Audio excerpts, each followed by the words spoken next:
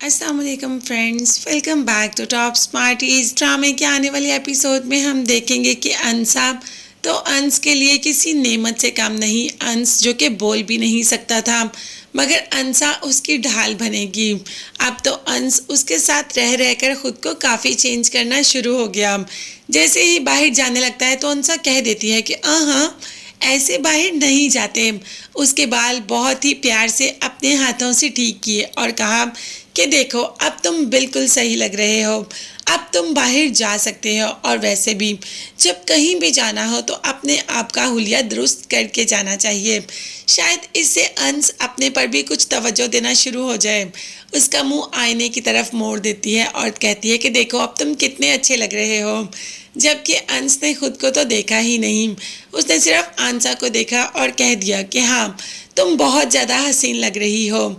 ये कहकर अंश वहाँ से चला जाता है और अंसा अंश की वही बातें सोचती रहती है और दिल ही दिल में मुस्कुराती रहती है।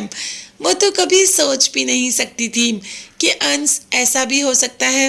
वो तो उसे एक बहुत ही अजीब सा इंसान समझती थी, मगर अंश तो बहुत ही अच्छा है। जितना अच्छा अंसा ने समझा था, शायद उससे भी ज़्यादा। खैर, यहाँ पर दुख की बात यह है कि पुप्पो वापस जा रही हैं। भाई, जाना तो है, ये उनका अपना घर तो है नहीं, वहाँ उनके बच्चे भी उनका इंतज़ार कर रहे हैं। तो अंसा और अंश को भी सी ऑफ करने के लिए आना था।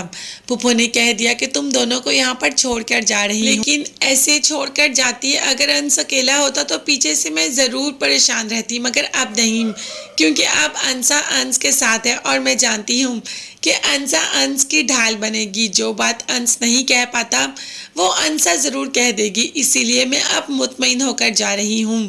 खैर, पुप्पो तो यहाँ से चली जाती है। अब अंश और अंसा का क्या करेंगे ये घर वाले? अभी तो घर वाले कुछ भी नहीं करेंगे, क्योंकि बाप को पता चल गया कि अंसा की दोस्त का बाप डिप्टी कमिश्नर है और उससे थोड़ा सा बच के ही रहेगा। इसीलिए तो अंसा को भी बेटी बेटी ही कहना उसके सामने शुरू कर दिया। पुप्पो तो चलेगी, अब देखते हैं कि ये अपना असली रूप कब अंसा के सामने लाते हैं। अभी तो भाई की कॉल आ जाती है अंसा को और इतनी बातें सुना देते हैं कि तुम्हारी शादी उसी से हुई ना जिसके साथ तुमने मुंह काला किया था, और किसी से तुम्हारी शादी होनी भी नहीं थी। भाई ने एक बार भी ये एहसास नहीं किया कि बहन अब पराए घर की हो गई। इतनी ज्यादा तोहमत लगा दी सिर्फ और सिर्फ अपनी बीवी के कहने पर।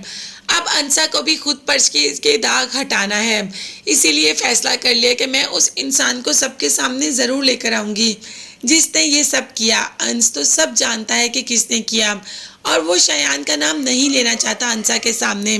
वैसे अंसा अपने मुलजिम को खुद ही ढूंढ लेगी, मतलब मुजरिम को खुद ही ढूंढकर सबके सामने ले आएगी।